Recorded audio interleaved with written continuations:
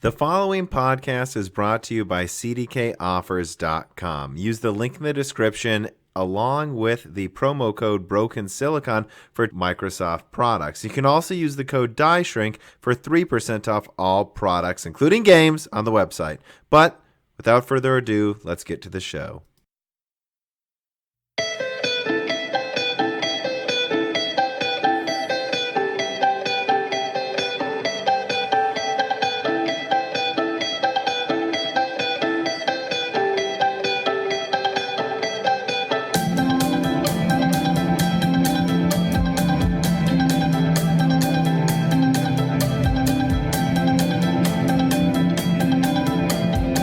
And welcome to Broken Silicon, a computer hardware and gaming podcast. I am your host who is exhausted. I'm refueling right now, eating Oreos and drinking Pacifico Clara. That's my refueling food before I get going on something else. I'm tired because I actually just got done with the first pass of making the big Navi video I keep talking about and not releasing. So yeah, that'll probably be out before this podcast is actually released. And it's going to be another one of those big ones, or it was one of those big ones. I'm sure we'll have a lot more to talk about that soon. I'm really basically depending on my co-host to hold it together here while we record tonight. Why don't you introduce yourself? Yo, what up? It's your boy, Dan. Yeah, what up, gangsta? So we're representing tonight. We're keeping it real. I'm trying to not fall asleep. Let's just get started. So first reader mail comes in from Yoda King. What do you guys think of Uncut Gems and Marriage Story? He actually reached out to me on the Discord, Dan, and he's like, I'm a film nerd. Can you guys make that movie podcast? Where do you stand on that so far, Dan? When are we starting another podcast? I don't know. We'll see. I already have a busy plate. Yeah. Me too, but I can't seem to stop torturing myself. And he goes on and goes, I want to know what you think of Adam Sandler and Uncut Gems. I mean, you talk, Dan. What do you think? I thought he was really, really good, and everyone should go watch Uncut Gems. Yeah, I mean, Adam Sandler's a really good actor. Well, wait, what did he say, Dan? You told me that. What did he say about Uncut Gems? Because he's usually in shitty movies. I think he said something along the lines of, if this movie doesn't get me an Oscar, I'm doing another 5 shitty movies or something like that. Yeah, I think there's this misconception with Adam Sandler. I mean, he killed it with his last stand-up performance. So we know he's still hilarious. He's in these shitty movies because basically they pay him $10 million and fly out all of his friends to Hawaii to make whatever movie he wants. And he's like, yeah, if you'll fly out my friends for a month so we can hang out in Hawaii for $10 million, I'll do as many of these shitty movies as you want. Like, yeah, I think like Grown Ups 3 is set in Hawaii, and there's absolutely no justification for why it's set there aside from the fact that they wanted to film in Hawaii. So, but yeah, I mean, he was really good. I love the movie Funny People. And I've seen him, actually, I remember Click for some reason. For some reason, he gives like an Oscar-level performance at the end of what should be a hacky movie, Click. Do you remember that? Not that well, no. Yeah, well, I mean, that one's not as good as Uncut Gems, but I just remember like almost crying at the end of it and being like, wait, why is this stupid movie good now? I will say the Uncut Gems is like a 2-hour-long anxiety attack, though. So it does, and you can tell they're making you more and more nervous the entire time. But anyways, we won't spoil it. Yeah, I mean, we loved Uncut Gems. We've always been Sandler fans when he's in good stuff. He's just usually not. And then when it comes to Marriage Story, I don't have much to say except Marriage Story is substantially better than I thought it would be. And of course, I thought it'd be good. It has actors I like and, got good reviews. But no, it was legitimately a really, really good script. I will also add to anyone that's like doesn't want to watch it because they think it's going to be like a 2-hour depression fest. It's actually it's pretty funny. It's very funny, and I would say in some ways optimistic too. So it's a really good movie that you definitely should watch. And don't avoid it because it's of the subject matter. Well, or it's long. Like, I understand it's a long movie that's about, divorce effectively. But it honestly is uplifting and funny. And it's one of those movies where I was hoping this would be true. You can watch it in a few sittings and it doesn't like ruin it. I thought, at least. Yeah. I mean, I watched it in one sitting, but. Oh, good for you. Also, he asked about The Irishman. And I don't know. He asked if we thought it was too long and the de-aging. I thought the de-aging was a little goofy looking, but it didn't bother me that much. When they're younger, it's really weird looking. Like, there was one scene where Robert De Niro is supposed to be like a 30-year-old soldier. And it's like, even if the de-aging is perfect, he still looks weird because Robert De Niro is almost 80. And an 80-year-old and a 30-year-old don't walk the same way. As each other. That was probably the biggest problem. Like when his truck breaks down, like he looked like he was walking like an old man, even if he looked younger. Yeah, and as they get older, it gets better. Like for most of the movie, they're probably in their late, like mid 50s to mid 60s. Mm-hmm. And during those portions of the movies, it looks fine because 80 is definitely older, but it's not insanely older. Well, especially if you're a Hollywood vampire, because they seem to, age half as fast as normal people. Yeah, that's true. Well, they are all vampires. Yeah, of course. And is it too long? I would say a little bit, but... Yeah, I'm not sure what I would have. I would have just cut down a lot more of the beginning stuff. I mean, it was all fun. It was a good movie. We watched it with our parents on Thanksgiving, which is probably the perfect movie perfect time to watch it. Because I can't imagine watching that on a normal week when I don't have as much free time. Like I always was thinking that 3.5 hours, when the hell am I going to have enough time to watch this? I mean, yeah, that would have been the only circumstance in which I watched it because I'm sure as hell not watching it alone or something. Yeah.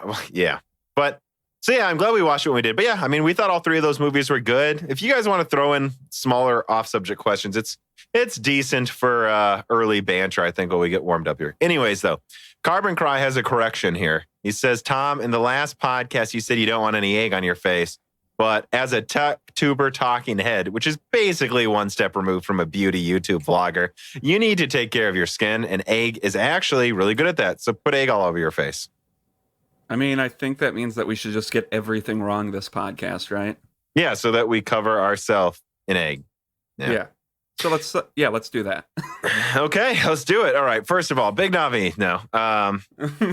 So Deus Knight also writes him, and he says, and this was a holdover. It came in a little too late to get into the Stefan Livera podcast that I recorded. So that'll be coming out soon. That one's going to be titled something to the effect of From Mining to PC Hardware, and Bitcoin. And it's about, I have on an Austrian economist and Bitcoin, I don't know if I'd say Bitcoin expert, but certainly Bitcoin podcast host and interviewer. And he and I talk about how mining got me into PC hardware and then into Bitcoin. We talk about Bitcoin for a great deal. So that was the one time where I'm like, yeah, you guys can send in Bitcoin questions. This one missed it. And I'll also add, to be clear, he's not an Austrian, ethnically. He's an Austrian.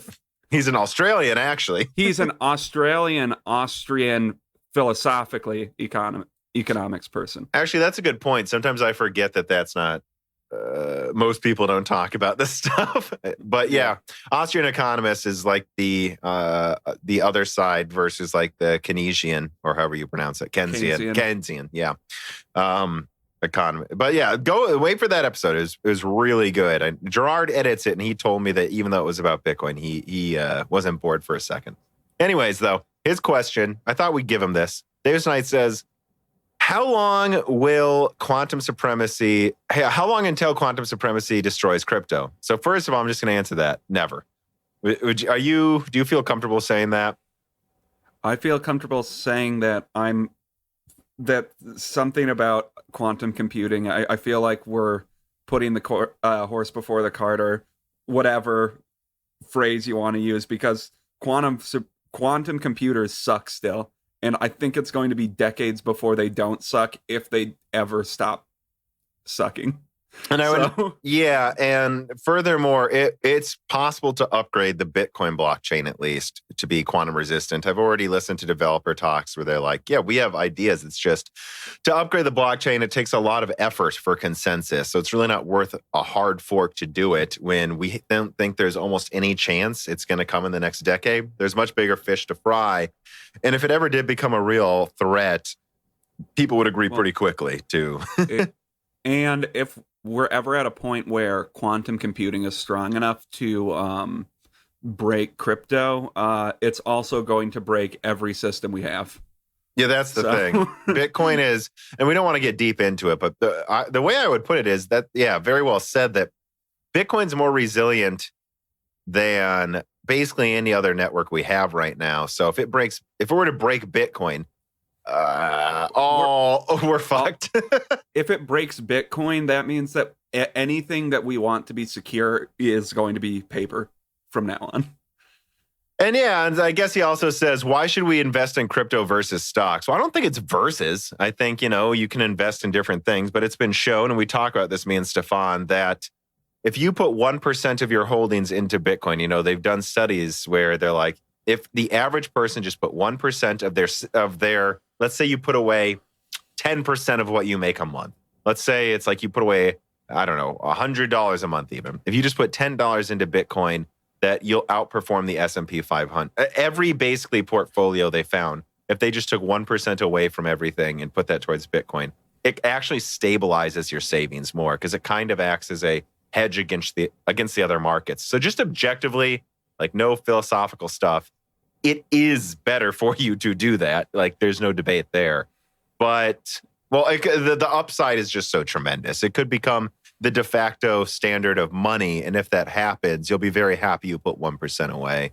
And so I'm actually, were you going to say something, Dan? Yeah, I was going to say, I don't know if you're more bullish than me or not, but I would also say there is always the chance that Bitcoin does go away. So I don't know if I would put, I'm not one of those people that thinks you should put everything into Bitcoin yet. But. Yeah. There's even most developers still put about 50% away, not even 50, sometimes 20%, which still made a lot of them really rich. Yeah. But, so it's like if we were, so his last part of the question is, if we were crazy, how much of our investing money should we set aside percentage-wise into crypto? And I think I've always said 10% if you're crazy. And otherwise, it's like, how much can you... I would say the same about putting money into the stock market, though, too. Don't put more than you can afford to lose.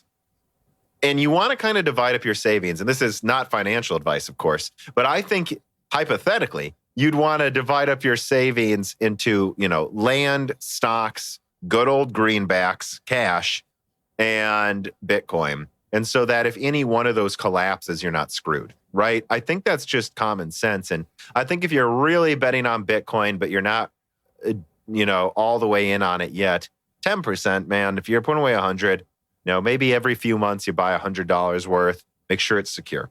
But listen to that episode. There's a lot more we say about it. I don't know. Do you have anything else to add to that, Dan?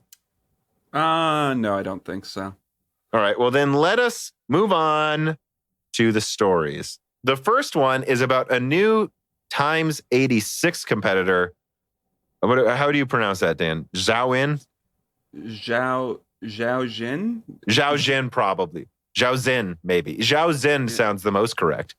Chinese is never Romanized well, though, so you never know. Yeah. So Zhao Zhen, or whatever, is apparently launching, x86 compatible CPUs for the do-it-yourself market now. Now, I wasn't able to find them on Newegg or anything, but I'm going to be honest with you guys. If I see a motherboard that's at a reasonable price and I see some early indications they perform okay, I might buy this and make a video about it. Because this, to me, it's just like VIA. I remember when I used to see VIA on Newegg, and I almost wanted to buy them just out of curiosity. This looks really exciting to me. And it came out of nowhere. I don't know. So reading about it, it looks like they're pretty much staying in the Chinese market okay. Because the company was founded, I think, by the Shanghai municipal government with God, why I always get with VIA, correct? Yeah, VIA. That's where they get that license and help from. And it was an effort by the Chinese to make computers that don't rely on foreign technology. I think, and I read over the last few years, they've been putting them in laptops, and they just started releasing their first DIY CPUs, I think is the story. But yeah, I don't know if we'll ever see them come to the States, but it would be cool if they did. Well, right now, there's the Ryzen R5, R5 1500X. So that's the 6-core, no hyper-threading Zen 2 processor that they found, competes with the 6-core i5s just fine. But they're only really selling it in China. And it's like $150. However, you can get it from Alibaba right now, sometimes from $130 to $160. And so if this comes up on Alibaba, there's a chance I might order it and check this thing out. I don't know. It's just exciting for me to see kind of a more VIA-based other competitor in the market. Yeah, it is cool to see. Do you know how many cores they have? I was looking at this. Yeah, it said 8 cores, 8 threads. So that's, so like maybe I have a backup server or something and I want the Chinese to spy on me. I just get this. Although that's debatable. I've been meaning to put a podcast together about that. I've had some sources say that half of that Chinese spying stuff's bullshit. Half of it. Not all of it. Yeah, I'm sure. But anyways, let us move on to story number 2. So this is about the Eve Spectrum line of monitors. And it's funny because we haven't released that history or our memories of resolutions upgrades die shrink yet. I might have to add an interstitial to it regarding this. I'll have to see how well Gerard edited it first. But I mean, in that die shrink that hasn't come out yet, we basically talk about how we really thought we would have gotten farther by now in terms of price performance with like 4K 120 hertz gaming. But here they have what? A $600 4K 144 hertz IPS IGZO crystal monitor with 1 millisecond response times. I got to be honest, guys. I want to wait for OLED, but if my monitor broke and this was on the market for $600, I would be willing to get this. This is what I'm talking about. Yeah, this looks like I don't have the money to get it, but if I were to upgrade this, I think some people would say going from 4K 60 hertz to this, like that's arguably worth the upgrade. I mean, it looks like it'd be the price you got yours for, right? Yeah. And you saved up a long time in high school for that one. Yeah, I did. But this looks like a really good monitor. I don't know. The only drawback is it's only available for pre-order right now, and they're not saying they'll be launching it until Q4 2020. That's right, and that's the thing that made me I actually looked at the pre-order thing. I actually considered pre-ordering it already, but the thing is, it doesn't say it's coming out Q2 in 2020. What it says is Q4 for the one I want, which is, again, and eventually I'm going to need it because I need a more color accurate and 4K for the resolution monitor for editing. And if it comes out, it sounded like kind of late Q4. I'm not pre-ordering something 10 months ahead of time here. I mean, by then, there might be LG OLED gaming monitors anyways. And also, is this an established company that's making this? I'm guessing it is, but they're not like a major brand. I think they've done other Kickstarter launches before, so I think it's well known it's not a scam. We'll say that. Okay, good. Because that's what I was going to say. The only thing that concerns me with stuff like this is this kind of looks like it might be a Kickstarter that's pretending it's not. So, well, no, they're very upfront about it. And again, though, they're not LG. So, hey, do I think it's a scam? No. But would it surprise me if this $600 4K 144 hertz model gets pushed back to Q1, and then by then there's an OLED competitor out, or at least something similar to this from Samsung out?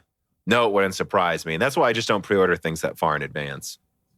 Yeah, I'm just always nervous about that kind of stuff because pre-ordering stuff this far in advance, especially from a non-established or not super established company like LG or something, there's always the chance something happens with a smaller company that you just lost $100. They are only asking for $100 though until they're in full production. So, yeah, the only other thing I'll add to the story is in the Discord, I saw a couple people say that, look, they charge you $100 for a stand. And I'm like, I actually don't agree. I wish they would start removing the stands from some of the higher end monitors. Because why would I spend $600 on a monitor and not have my own Visa stand? And they're not expensive now. You can get The one I got, I think, was $55, and it supports 3 displays on it. And you've seen my stand. It's pretty nice, right? Yeah. And it's like also people always talk about how expensive those stands are and how it only has like $15 worth of materials. And I can't remember if I read this or I listened to it on a podcast. Maybe you said it, I don't remember. But it's like, if you actually look at the design of the stand, an equal amount of design has to go into the packaging for the stand, production. And if you're not doing large production at scale, it's going to cost more per unit. So $100 isn't unreasonable. They're not LG. So this stand they're making is a lot of materials for something that's not high volume. Remember, the panel itself already exists. They chose the panel. So they're basically cutting out the middleman and saying, look, if no one's willing to sell something this nice for under $2,000, fuck it, we will. Yeah, all to say, though, just the retooling of production lines and the design elements justify maybe a $100 price, even if the raw materials to make it are only like 10 or 15 bucks. That's all I'm saying is, like, a widely produced Visa mount is going to cost less money just because production at scale, which I thought was a thing everyone knew about. But well, yeah, but yeah, I don't know. I think this is incredibly exciting. You know, this is, I've long said that I think we're still in the dark ages of the monitor price gouging, but the TVs are going to force them down, and eventually someone will just make monitors for a reasonable price. And I think it's fair to say that, look, you know, a lot of people are asking me and they're getting mad at me for like shitting on 1440p, but it's because right now, a 144 hertz, 1 millisecond 1440p monitor is like $400. By the end of this year, you're going to be able to get a 4K version for, well, and it's usually $500 too, for like 30% more money. And that'll have, you know, the ability to use the resolutions that the next gen consoles will use as standard. More powerful GPUs are coming out. I just think if you got a 1080p 144 hertz or some kind of 1440p monitor now, just wait, man. I really think that. I don't know. Would you agree? I definitely agree. Yeah. And again, I can't emphasize this enough that LG's got a 48-inch OLED monitor TV coming out soon. It's not 55 now. Now the smallest will be 48. And I'm sure by early next year, they will have a 32-inch version or 40-inch version or something. And that's going to really start competing with these monitors directly, and everyone will respond accordingly. Yeah, I mean, I guess the only thing to wait on is when they actually make panels that are small enough to be used for gaming, like 27 inches, which 27 inches I would even say is on the upper end for what I like for gaming. That's what I agree. That's what I have, I think. I think it might actually be 28 inches, but it's 28, yeah. Yeah. So I guess the last thing I would add to this is I noticed it has HDR. It has good HDR. It does not have back dimming zones. But I like that because a lot of the 120 hertz 4K monitors I've seen, I don't remember what they were. I think they were like 3 to 10 millisecond response times. And it's because they got these ridiculous 384 dimming zones. Dude, just make the display brighter. Don't give me the dimming zones and make it 1 millisecond. That's what I think. I don't, unless you're getting to what OLED or newer monitor tech or display techs coming out now can do, which is, you know, effectively per pixel dimming. Unless you can get close to per pixel, I'm not really interested in hurting my response times with a few hundred dimming zones. I mean, yeah, I think that's a pretty good point, actually. Yeah, that's all I have to add to that. But, you know, someone who gets a 144 hertz monitor, the dimming zones are nice, but I think the response times, again, it's like, this is not worth sacrificing for PC gaming, I don't think. Anyways, though, let's move on. So the next story is about Rocket Lake. And it looks like it's going to use, well, that's funny thing. So everyone saw Comet Lake on desktop's going to have 10 cores. Everyone assumed, well, Rocket Lake might just be a rebrand with 10 cores. And that's kind of what I heard at first, too. But then it became pretty clear it's going to be 8 cores. And again, watch my Whispers of Golden Cove, watch my Whispers of Alder Lake video. I really think there's a good chance that what's going on in 2021, right now, we're just going to look. 2020, I think, is going to be the year of shitty Intel desktop. But I think 2021 is going to be the year where Intel brings out Alder Lake on 10 nanometer. There will be some 10 core, 10 nanometer flagship products, right? And below that, the 10-core Comet Lake sounds like a shit show. So they're just going to cap the 14 nanometer versions to 8 cores. They might use Willow Cove cores, which are what Tiger Lake has. And then they're just going to make the cores, no GPU on die. And they're going to split it off and add a 10 nanometer, like 50 millimeter squared Tiger Lake GPU, which should be around an RX 560 in performance, somewhere, or 460, somewhere around there. And I think that's the plan. They use those types of graphics with Alder Lake and Rocket Lake, but on Rocket Lake, it's its own die. It'll probably be its own die on Alder Lake too, then, if you thought about it, right? But then Alder Lake will get the chiplet for the 10 nanometer part. But yeah, so that's what that looks like. Do you have any thoughts on that? No, I'm just trying to think. So that's kind of interesting. So Rocket Lake might be the lower end, like the lower end line of products that they put out for gaming. Yeah. And then what? Alder Lake coincides with Rocket Lake, right? Or is that wrong? It sounds like they'll come out around the same time. Like Rocket Lake might come first and then Alder Lake above it. So the 10 or higher core counts for your i7s and i9s might be all 10 nanometer. And then they'll use 14 nanometer for the i5s and below.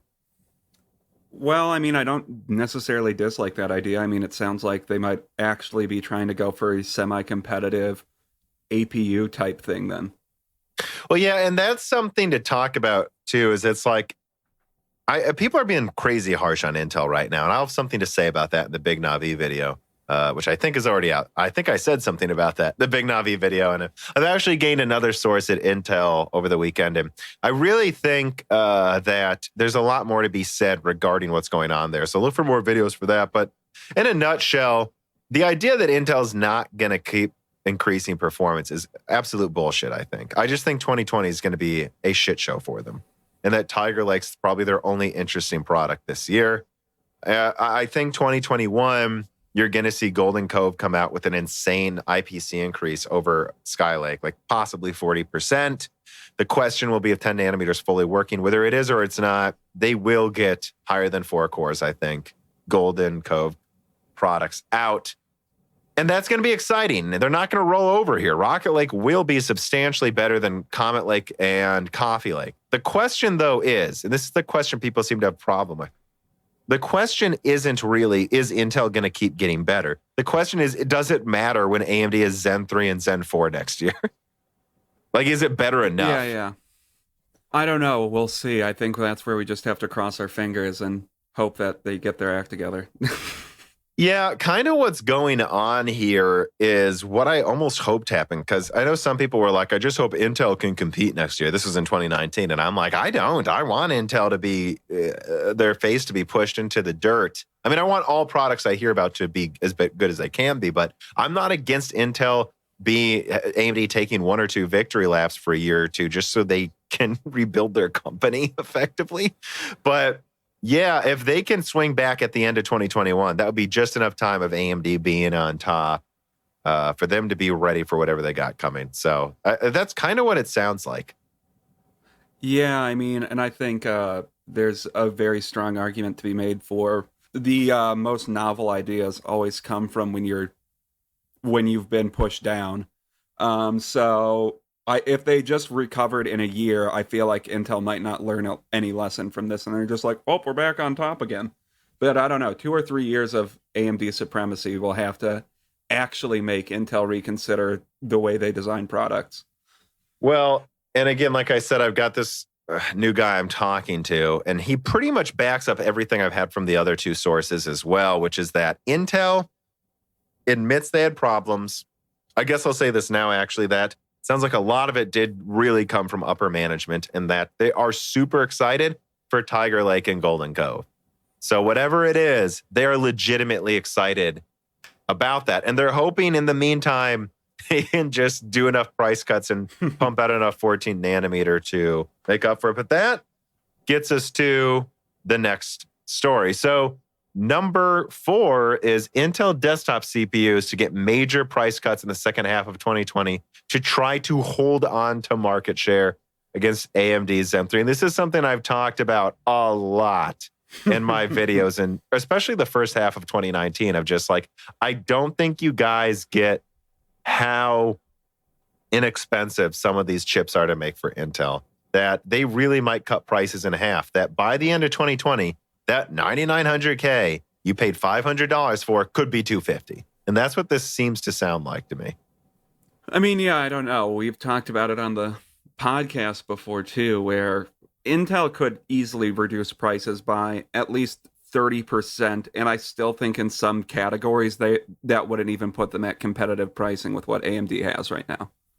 So I agree. I mean, yeah, I have said that. It's like, well, if you look at these 4-core, 8-thread i3s coming out, even if they can overclock to 5 gigahertz or something, right? It's like, but what is this competing with? Like, would I really get a 5 gigahertz? I mean, what you're basically saying is that's a 7700K. Okay. And did I ever recommend the 7700K over the 2700X? Nope. The 2700X is 150 right now. So yeah, that's AMD's response. They're like, we beat the 7700K. We sold more 2700Xs than they did 7700Ks, or at least they did in the do-it-yourself market. And if that's true, why would we change? We're just, look, hey, R5 1600 at the bottom, that can destroy their 4-core Pentiums. The 4-core 8-thread i3s, 2700X will compete with it. And so where does that leave Intel? I mean, they're what? They're 6-core 12-thread i5s? I mean, the 8700K is around the 3600 anyways, you know? So they'd have to put that at like 2, and it's going to use more energy. And that's something I really got to stress here is it's like maybe you'll win in gaming against the 3600X, but is it worth double the energy usage? I don't know. Although I actually do think the 8 and 6 core Comet Lakes will use less energy than their current iterations of Coffee Lake. I do think that. I think the 10 core is just pushing it too far, it sounds like. But anyways, though. Yeah. And so then where do you put the 8 core then? You know, 3800X is about $300 already on sales. So, I mean, what? So what? Yeah, that 8 core i7, I can get asked to be 300. So then where do you put the 10 core? The 3900X is 500. That has 12 cores. They'll use less energy, way less energy, apparently. So yeah, I think $400 for the 10 core at most. It really should be like 350. There's no real justification for their pricing right now. It's just, I feel like holdovers from people thinking AMD products should inherently cost less for some reason. I think that. Well, remember, AMD's a charity. Changing. It is a charity, and that's important to remember. They don't have stock prices to keep track of that they're trying to sustain. They're just giving it away to us because they're so kind. Yeah, and if AMD stops being a charity, they're now evil. Well, yeah, because then it's a corporation, and all corporations are evil. But again, and I've said this so many times, the biggest problem I really have is that even if you had the 9900K the same price as a 3800X, it's like, so now I'm still open to, again, even at the same price, it uses more energy, it doesn't have PCIe 4.0, and who knows what more security vulnerabilities are going to hit. So I think it should be less than the 3800X, guys. Sorry, I know it's not, and plenty of you are buying it, but that's just, you can call me an AMD fanboy, but it's like, are these facts or are they not? Does the 9900K use more energy? Answer, yes. Does the 9900K not have PCIe 4.0? No. Does it have vulnerabilities? Yes. So I don't think the 10% higher single-threaded performance makes up for all of that. It should be cheaper. I just don't see how there's anything wrong with that argument. But speaking of PCIe 4.0, number 5. So Intel's 400 series chipset motherboards apparently lack PCIe 4.0 for the Comet Lake S, which isn't a surprise. But if you read this article, it's just kind of a really poorly worded article, actually. It seems like, well, it's from Tech Power Up, so, you know. It seems like they might make it so the new Intel, I think it would be Z490 chipsets, have at least the ability through a BIOS update to work with PCIe 4.0 once Rocket Lake and Alder Lake come out. So those motherboards will be maybe able to support PCIe 4.0 on with Alder Lake and Rocket Lake, but not with at least with Rocket Lake. Yeah. So it might be one of those things where they're not like they've got it working with PCIe 4.0, but they know that, again, because they didn't plan for it, Comet Lake, which is basically just Skylake, just doesn't support it. But they figure they might as well make it compatible for now. Okay. I think that's interesting. That's good that they're not completely ignoring PCIe 4.0. I mean, I was surprised to see that this year they still don't have it on their motherboards, but Yeah, and the other thing I'll add to this is just as a heads up, like I have a lot of people that say, wait a second, so Intel's going to PCIe 5.0 with Golden Cove, so they're skipping 4.0? It's like, no. Tiger Lake has 4.0, and Intel's done screwing around. So they're going to 4.0 with Tiger Lake and probably Rocket Lake then, because the integrated graph. Yeah, so they will with Rocket Lake to them, which is going to be, which supposedly may have Willow Cove cores ported to 14 nanometer. And then they're just going to go straight to 5.0 with Golden Cove, or at least with the one right after that. And I think we should expect Zen 4 to support PCIe 5.0 as well, by the way. Or is it? Yeah, Zen 4. Is that not Zen 3 though? No, Zen 3 will use the same PCIe 4.0. And then Zen 4 supposedly will be 5.0. Supposedly. That's what it sounds like. Okay. Yeah, so I don't know. That'll be fun. I don't know if you have much to add to that. No, not really. I mean, PCI 5.0, what will that be at that point? Is that 64 gigabytes per second? It's double what 4.0 is, so I think that's correct. Okay. All right. Number 6, Lakefield popping up, and it's interesting. So this popped up from Apisac. He found this, which is a very reliable leaker on Twitter. And he or she said it's i5L16G7, continuing Intel's confusing naming schemes moving forward. Yeah. I don't know if you have anything to say. I guess I'll keep summarizing. It's one CPU, 5 cores, 5 threads. It had a 1.4 gigahertz base and a 1.75 gigahertz turbo. And in single threaded, it did incredibly well, meaning that's definitely a Sunny Cove core. This is the possible new like CPU they're putting out that's low power and has one Sunny Cove core and 4 Atom cores. Yeah. I mean, I'm excited to see whenever those are launched, because I think that's an interesting idea for a low powered CPU for like small netbooks. Yeah, I think the big takeaway here is so far this engineering samples boost clocks aren't that high, but at the very least what I can say is this is built around the 2 to 7 watt form factor. Like even if you TDP it up, it max uses 7 watts, it sounds like. And so it's really meant to use like 3 watts, and this is the perfect, again, replacement for a possible new MacBook Air, because right now what they were using, I don't think they do anymore, what they were using for a while was these Core M's, which were 2 cores, 4 threads that use like a 10 watt TDP.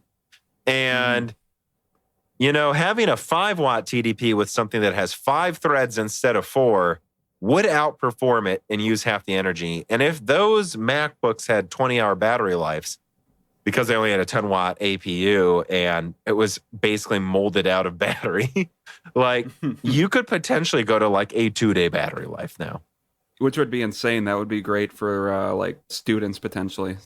Yeah, that's the type of thing I'm hoping they do with, again, I don't want to see this thing where they just make it thinner for no reason. I mean, ever since the MacBook Air, we're like, thin enough, guys. You nailed the thinness. There's literally no benefit to me being thinner. What I would prefer you do is just make the CPUs more efficient, the batteries take up as much of the space as possible, and then make it so I could go on a trip for a weekend and I don't need to bring a charger or something. That would be amazing. Yeah, I know. That would be awesome. And yeah, it looks like that might be a reality with these. So we'll see where they go with Lakefield. Yeah, and again, it could be with Zen 3 too, because that's something to point out. Again, if that I've said in a video, like if you have an 8-core Renoir that uses 15 watts, okay. Well, so if you cut it down to 6 cores, you could probably make it use 10. Okay. Well, so if it's Zen 3 version, that's the only thing I wonder too, though, is AMD could start competing with Lakefield simply with a cut down Zen 3. I mean, yeah, we'll see. It wouldn't be as small, but it might use the same amount of energy and be much more powerful. Yeah, I mean, we'll see. That's definitely a possibility, I suppose. Anyways, though, let's move on to number 7. So Intel might be moving some of their products to 14 nanometer at Globalfoundries. What do you think about that? What? So would that be so they can increase fabrication at of like 10 nanometer products at Intel, or R&D them more, or what would be the reasoning behind this? Or is it helps with capacity? It would help with capacity. Yeah, that's why. It would help with capacity. Like, and there's absolutely no reason they wouldn't move the Celerons, Pentiums, and maybe i3s there, right? Like the Globalfoundries 14 nanometer is every bit as good as Intel's at this point, I think. Or at least it's good enough to where your not 5 gigahertz i3s should be fine. Your 4-core, 8 threads, and then they cut them down to Pentiums and Celerons if they need to. This is something Carbon Cry said on the Discord that I completely agree with. The question isn't if Intel can catch up with TSMC or even Samsung at this point. The question is, can they catch up with Globalfoundries? Because 14 nanometer isn't their newest. They've got 12 nanometer, and then they've also got 12 nanometer FDX, which outperforms that. So just shows you Intel really's got to get to 10 nanometer. God. But yeah, I don't know. Do you have anything to add to that? No, just that hopefully this is I guess I don't know what this points to, but hopefully they can get their shit together with 10 nanometer soon. I don't know. Yeah, well, I guess let's just move on right away and make that one a short one.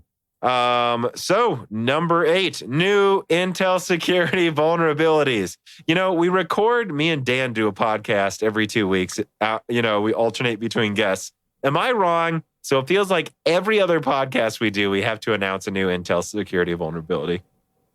Yeah, I feel like we should have a little jingle play whenever there's a new security vulnerability that pops up now. You know what, Gerard? It's up to you. More festive. If you want to add a jingle.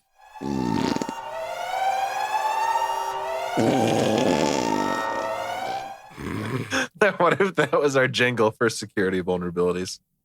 I mean, I think that would be a pretty good jingle for the subject matter. So I'm pretty sure that's just the jingle they play when the prior CEO of Intel enters a room. I think he walks in and the speakers just go. I have a lot to say about him in the Big Navi video, by the way. Oh, okay. Anyways, though, yeah, so researchers disclosed this new cache out attack, and I think if I read this correctly, it actually affects Skylake and later. What is it? I think 6th to 10th gen, it said. So, yeah. Yeah, that would be, I believe Broadwell was 5th gen. So I don't remember. I've lost track. I'm not sure why they're calling them gens anymore when they're not any better than the previous one. But I mean, I really don't have much to say. I've actually been sent information from the server engineer, individual number 1, I call him, about how bad it is. I haven't had a chance to read up on it yet. That'll probably be its own video or part of another podcast soon when I get around to it. But yeah, I don't know. This is, again, what I'm talking about when I say, would I get a 9900K or 3800X if they're the same price? 3800X. That's my answer. And I honestly, I kind of think you're a fanboy if you think you should get the Intel one instead. I'm not the fanboy. You are for somehow justifying putting up with this insanity. Yeah. I mean, I guess I'll say the only other big thing is they're going to, Intel's coming out with a patch for it. I guess I'm assuming it'll affect performance, but I don't know. Maybe this one won't. Who knows? I don't know. And I know Intel's fixed some, like I remember that the 6700K, there was 1 month where I definitely had a 10-20% performance loss in Battlefield at my top frame rates I was hitting. But then it started to go back to just a 5% loss after a month. So they are, what they do is they patch it immediately. They try to minimize performance losses at first, but the main goal is fixing the vulnerability. And then they'll release further patches that should hopefully lower performance losses a little. And the server engineer said that too, that he was receiving some of their servers were getting a bit less load put on them after some patches. So I don't know. But yeah, I don't know that yet. This is, of course, a developing story, and we'll update it once I have a chance to really dig into it. But yeah, the reason I don't dig into it too fast anymore is because, like, that ship has sailed in my mind mentally. Like, I don't recommend Intel. I also just like that it came out of the University of Michigan, which means there's just labs around the country. Like, what's Intel fucking up now? Yeah, it turns out a lot. Anyways, Chicago Fire writes him, do you think that AMD will implement AVX 512 in Zen 3 or in the near future? For certain workloads, it can provide a remarkable improvement in performance. So, to be honest, I don't remember if Zen 3 was adding that or not. But I do remember a big initiative in the upcoming Zen architectures is vastly superior AVX performance. And if I remember correctly, a big part of that simply was that AMD is working on making it so. Well, so anyways, I remember this started with Haswell. Well, it started right when they added AVX, but I remember specifically Haswell used a shit ton of extra energy using AVX workloads to the point that in the BIOS of the motherboard, you could set a different clock speed for AVX workloads. So it would actually downclock your overclock when you're running AVX. And I know they've made it a little better since, but Intel still uses if you look at their server chips, they have different ratings for AVX workloads than they do the other workloads. It's really worth pointing that out. That yes, AMD might not have AVX 512, but that their chips actually are running at higher clock speeds if they're running, 256 instead. Anyways, though, I think that's what AMD's focus is, and I don't remember if 512 was being added yet. All righty, number 9. So this interesting information about Z came from Adored TV's website, and it talked about how DG2 might be on 7 nanometer TSMC in 2022, which a lot of people said, what do you think about that information next to yours? And I was like, I don't. So my information was 10 nanometer in 2021. If they go to 7 nanometer in 2022, what this leak tells me is they're reserving. They've been saying for a while they want to get to 7 nanometer in 2022. So I'm sure, they've already tapped TSMC on the shoulder and said, hey, look, we're going to potentially want to go to you for our Golden Cove lineup, or what, on 7. When we die shrink, we might want to put it on 7 nanometer in 2022. We might want you as a backup in case our node doesn't work by then, because it's probably not going to work by then, guys. Which I guess what I'm curious about is how dynamic TSMC can be with that then. Like, I mean, by 2022, they'll be on to 5. What are they expected to be on by 2022 again? 5 TSMC? nanometer? Yeah, well, so TSMC is on 7 nanometer EUV and ramping 6 now or whatever. And which, don't quote me, guys. I know I probably fucked up something saying it. But yeah, effectively, they're on 7 nanometer EUV and 6 nanometer about now. And in 2021, I think iPhones are going to be 5 nanometer. So 3 nanometers planned for 2023, 2024. So they'll be on 5 by then. Yeah. Okay, yeah. I mean, I guess this is mostly just how dynamic can TSMC be, because I don't know, can Intel just ask them to be there as a backup or something like that? Does that really work? Or well, they'll need to just buy capacity eventually, right? But I mean, yes, they can tap them ahead of time and say, hey, we're going to make sure this works on your node. Okay, I guess that makes sense.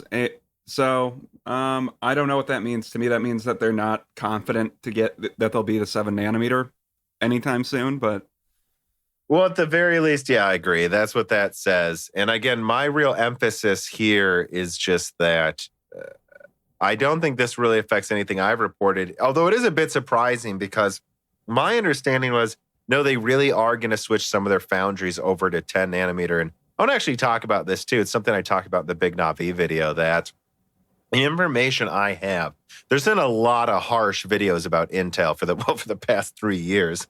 And this idea that it was mismanagement at the top of Intel that fucked 10 nanometer, according to someone that I talked to today. He said the problem was they knew 10 nanometer was having problems, years ago, and that the CEO ignored them, thought they would always be on top, and didn't give them the resources they needed and to get more man hours fixing it on time. And that they are fixing it now, and they are spending the money they need to now. So again, don't assume they're not going to have 10 nanometer as a real node by mid-2020. And if so, I would assume they'll start tooling up their 14 nanometer foundries to switch to 10. And I don't know why they wouldn't just use their 10 nanometer. kind of close enough to TSMC 7, I would think, that you might want to keep it in-house. But I don't know. I guess we'll just have to see. I will say it does not show confidence, though. And whether it happens or not, I mean, Intel would be an idiot if they weren't preparing to switch outside for some of their products when they need to soon, because they can't let this. If 10 nanometer doesn't pan out, if 7 nanometer doesn't pan out, they need to be willing to start going to TSMC and Samsung for at least their flagships. I agree with that completely. Like, hopefully, since they're under better management now, they won't have to do that, but they should maybe have to do that as a contingency plan.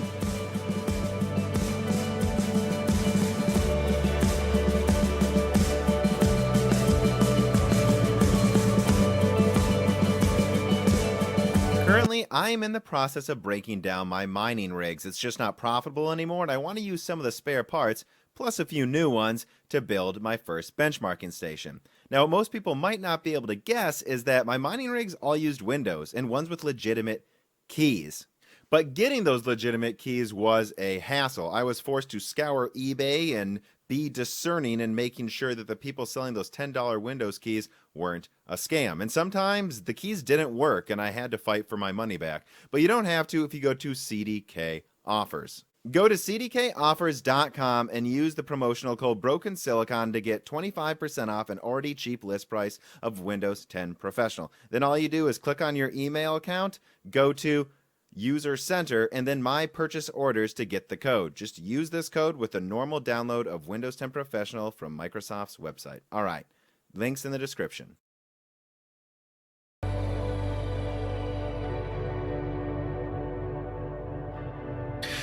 All right, let us move on to story number 10. Now, I actually did one of my bigger videos on this, just because I had so much to say about the MX350.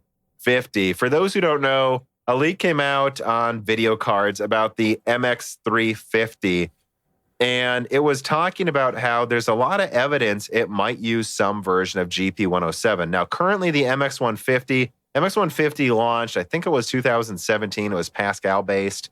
And I remember that card really impressed me because I remember, 2017 is when Zen Plus came out. I mean, Zen 1.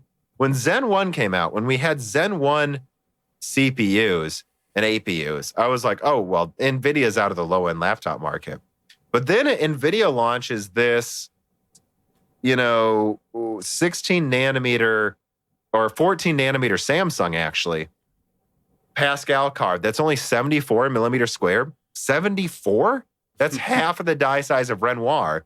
And it was so small, so efficient that they could actually have it share the same heat sink as an quad-core i7. And it probably, that GDR5, 2 gigabytes of GDR5, that's like $10. The die itself, 10 to 20. So they're probably selling $30 cards as strong as a 750 Ti.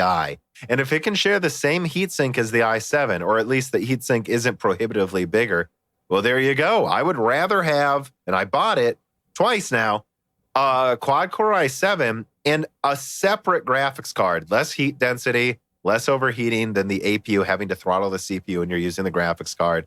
And it outperformed AMD's APUs by 20-30%.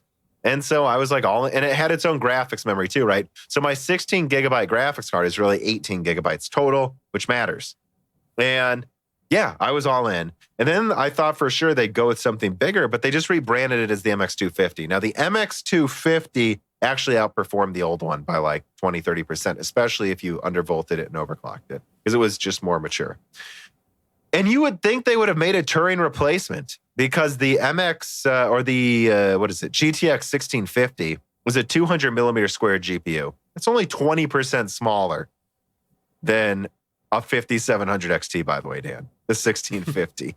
So that's too big to fit in the same laptops. It's just too big, fit in the same laptops as an MX250, and it costs too much to make. So but what I didn't understand, right, if the MX250 is 384 Pascal cores, why didn't they make a 100 millimeter squared 512 Turing core, GTX 1630 / MX350? Yeah. You could have had one 64-bit bus, and GDR6 is double the capacity. You could have a 4 gigabyte, one 4 gigabyte GDR6 chip over a 64-bit bus, it would have had the same bandwidth as the 1050 Ti. It would have performed the same. You would have had, a 10-watt 1050 Ti. That would have been sick. I wouldn't have cared about Renoir if that's what happens. But that's not what they did. And so it sounds like they're like having some weird cut down 1050 Ti, which is 150 millimeters squared, probably just small enough where they think they can get away with fitting it in there. I suspected it might be the 3 gigabyte version, although they might cut down the bus to 64 gigabytes, I think. 64-bit and just give it 2 gigs again, which I don't care what it is. 2 gigabytes is not enough anymore. Like, it's fine in my 1-year-old laptop, but in a new laptop, that's not enough video memory. For even 720p, it's a problem in some games. Yeah, I don't know. I haven't played on 720p in a while, but it would come as no surprise to me if 2 gigabytes is pretty much prohibitively small. Jesus, I can't say that word tonight. Too small of a amount of RAM though to really play any games at this point. So yeah, I just summarized it for everyone listening if they didn't watch that video. What are your thoughts? I think this is, and again, like my point is, Ice Lake's about as strong as an MX 150, not a 250, almost an MX 150. Tiger Lake's going to double that. So that's going to beat, right? That'll probably beat or be about the same performance as an MX 350 that is going to use 15, 20 watts. There's no way they're making this cut down 1050 Ti 10 watts. At least I don't think they could. So then the MX 330, which is a rebranded 250 again, I don't see how that is going to make sense in anything. Tiger Lake's going to crush the MX 330, and Renoir is easily going to crush it, just easily. So you have this thing where none of these cards make any sense to sell anymore. And the MX 350, this weird cut down 1050, probably ain't going to beat Renoir or Tiger Lake by much, if at all. I think it might even be about the same. And it takes up 150 millimeters squared now and doesn't have enough RAM. What's the point in that? I don't get it. What's the point? I agree. My only thought is maybe there was some, I don't know what problem could arise from it, but maybe there's some issue with a theoretical 1630 that doesn't exist. But I don't know why they wouldn't move to make something like that instead. Yeah. I talked to the good old gamer about it, and we'll have a lot to say in a discussion we're going to do pretty soon, but maybe before this comes out, probably not, but maybe, that it's pretty, what he said to me on YouTube at the very least was, I think they thought they could just skate by with this. And it's the MX 250 came out in early 2019. It came out a year and a half after the MX 150, I think. And so now this is coming out 2020. So a year and a half after the MX 250? No, it doesn't make any sense why. If it took them 2 years, by the time the 250 came out, Turing was already out. It just doesn't make any sense to me that they thought they could skate by this long. And obviously they thought they could have. Obviously. Of course, the point is Nvidia thought they could get away with still selling this. But why they thought they could underestimate AMD and Nvidia so much is beyond me. And I know some people, this is a high volume market right here. Tons of people buy GT 1030s and these lower end laptops. And Renoir is fitting cut down Renoirs into $600 laptops. And people would buy this and say, hey, I like my NVIDIA graphics card. Now that I have more money, I'm out of college, I'm going to buy one with a 3060. But now they won't say that. I guess their only thought is they need to put out a new product that they didn't, for some reason, didn't design or whatever. So they're just doing this kind of lazy fix to try to keep their products on the brands they're currently on, which I'm curious in how well that's going to work, because it looks like at least a decent amount of brands are going to be moving to Renoir, or not moving to, but at least putting out SKUs with Renoir APUs in them. Well, they should be. And that brings us to number 11. So AMD's Renoir offers 60% higher performance per compute unit compared to the previous generation Vega compute units. It's not RDNA, but it is not normal Vega. In many ways, this is a this is basically a new generation of GCN yet again, basically. And I always thought it was mostly about the clock speed. In most APUs, the Vega compute units would boost to about 1200 megahertz or 1300 maybe on desktop, 1400. And you would go, and I just assumed since these were supposedly going to hit 1800 megahertz, it's like, yeah, that's probably why. But no, it sounds like here about 30% of it is improvements to the architecture and power handling characteristics itself. And so, no, it really has higher IPC. What do you say? 20% higher from that. So yeah, like 28% higher IPC. And then there's the higher clock speeds. And they said that these power saving and IPC enhancements actually haven't been applied even to RDNA 1.0 yet. And this is going to be part of what makes RDNA 2.0 better. So I'd say, in other words, I think we should expect at least like a 20-30% IPC increase with RDNA 2.0. I mean, yeah, that's interesting. It's I find it curious that they still, for their APUs, are using Vega graphics, but it's clear that Vega is very clearly still able to be further matured. So I don't know. I'm very excited for Renoir laptops because actually I might be in the laptop market this year. So you haven't had a laptop for a year? Yeah. Yeah, and I think this is probably the perfect time just for you because, again, it's not even just about the fact that you'll finally get $800, $1,000 laptops with, a lot of RAM, NVMe drives, and this 8-core 16-thread that can game. I mean, heck, can play AAA games from next gen. That's what really excites me. What's really cool is the cut-down version with 6 compute units should still perform, better than an MX250, though. It should still perform right kind of up there, right? Like 3/4 of a RX 460 is what I expect. And it'll have 6 cores and 12 threads. And that should be in $600 laptops with NVMe drives and 16 gigs of RAM. And using what, like 15 watts? Yep. Something? That's it. Yeah. The whole APU. Yeah. I mean, so for the discrete option that Nvidia has had for years now for these lower power things with the MX150 and MX250, I feel like those need to use less than 10 watts to make any sense in laptops still, but which I don't think is going to happen. To make any sense at all, or they need to be, at the level of a 2060, like a complete tier above it. And even then it's it just doesn't make sense to me anymore. This is the level of performance, and this is really important. The problem with my first MX150 laptop was it only had it had 16 gigabytes of RAM, but it was low power DDR3, so 1600 megahertz. So there were some games like Battlefield that just got shit on in performance because it needs fast RAM. My new one with an MX250, it has 2400 megahertz DDR4. That gave me actually a 50% boost in some games, that alone, I think, to be honest. And then the 20% faster GPU was nice. And the better, and I'd say the CPU is 20% better too, even though it was quad-core i7 to quad-core i7. Anyways, Whiskey Lake over KB Lake R. It really was 20, 30% better. Anyways, though, that still then, though, ran into the problem of where a quad-core that throttles to 2 gigahertz while you're gaming, there's some games where that's not enough anymore. They're built around 8 threads at 5 gigahertz or 12 threads at 4. And what's really cool about Renoir is it looks like it should get 8 cores up to about 3.5 gigahertz. That will, even if you have to turn down settings to all low in 1080p, it should run the AAA games of next gen, even if the load times are longer. And to be able to do that on a 15-watt laptop is just incredible.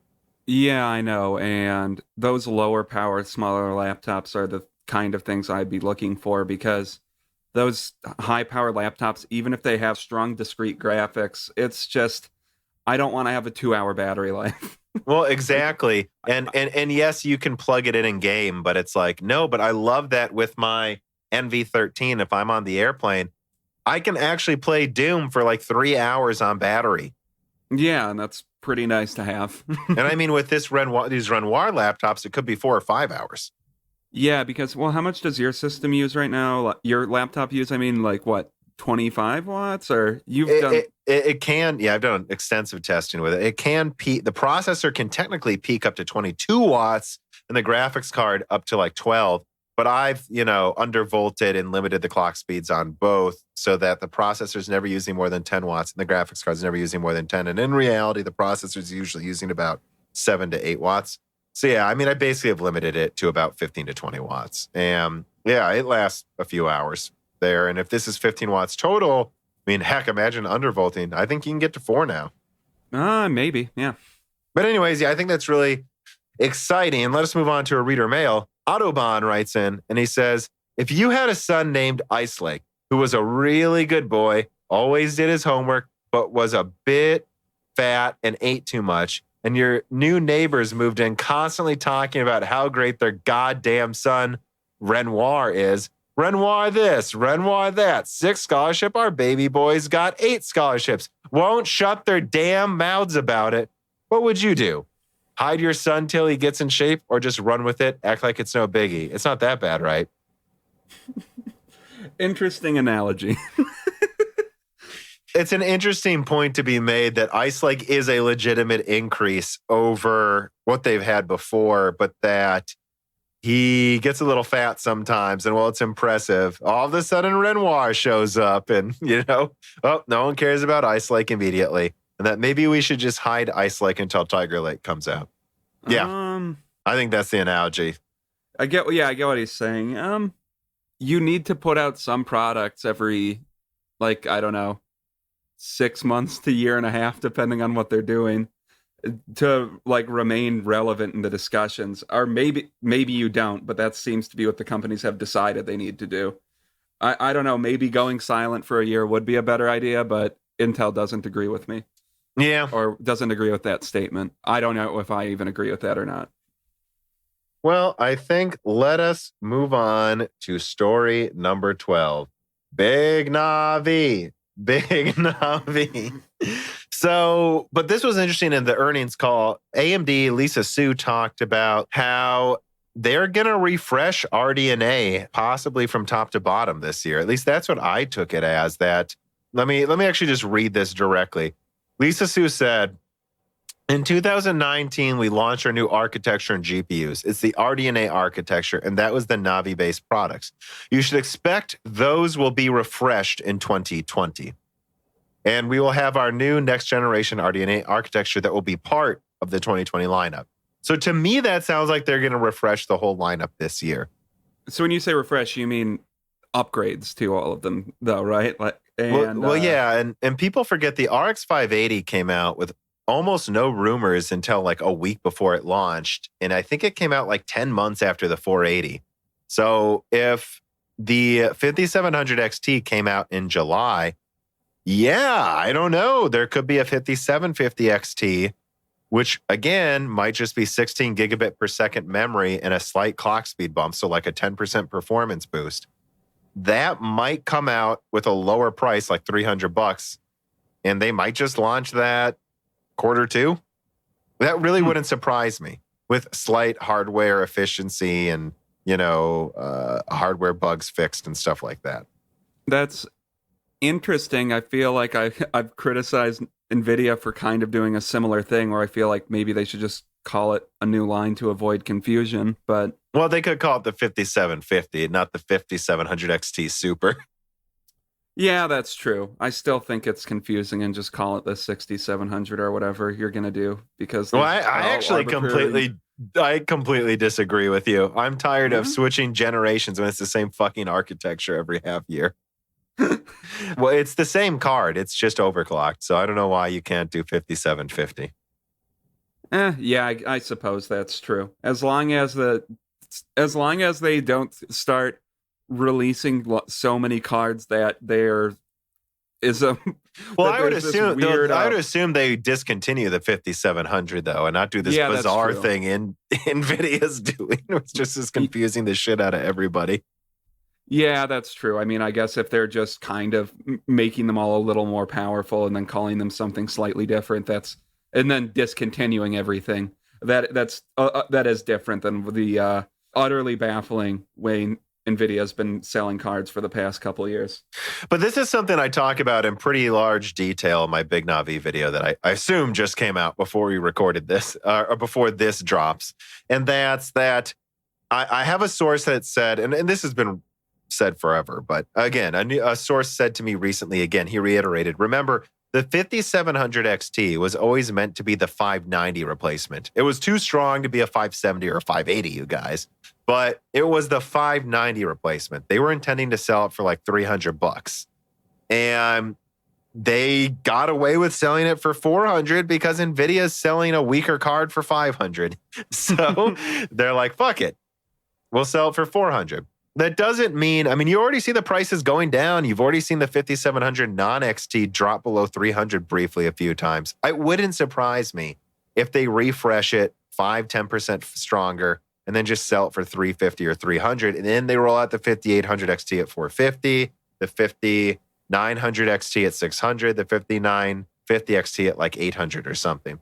And I want to touch on that too, because another story, I don't know if I have the article in here, but it's definitely related to this, is when they talk about what RDNA is going to be, you know, they're going to refresh the top end with RDNA 2.0 is what it sounds like.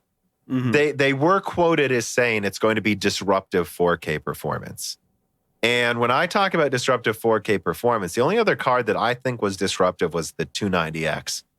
I mean, look, the Titan was kind of the same level of performance, but it was $1,000. The reason the 290X was disruptive was because it brought 4K 30 to 40 hertz gaming to $500. And before that, the only way you were gaming in 4K was a Titan, and it was weaker. And it was $1,000. Would you agree? I think that's the only time we've actually seen a disruptive 4K gaming card, because it actually changed what it meant to game in 4K, or what it took.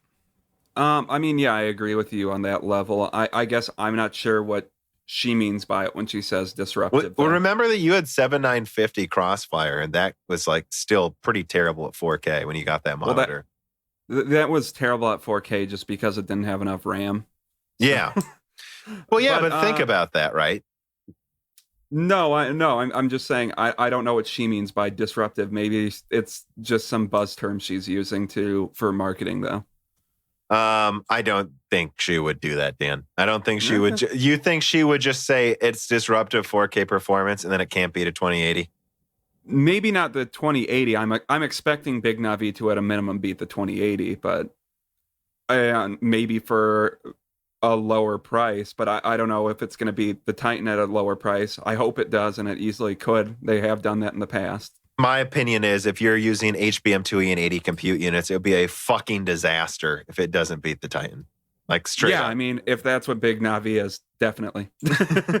And I think the important thing about disruptive is, and this gets to a reader mail here, so let's just start with that. John Maynard writes in and he says, question for the PC Hardware Loose Ends episode, which obviously this didn't make its way into there. It was too late.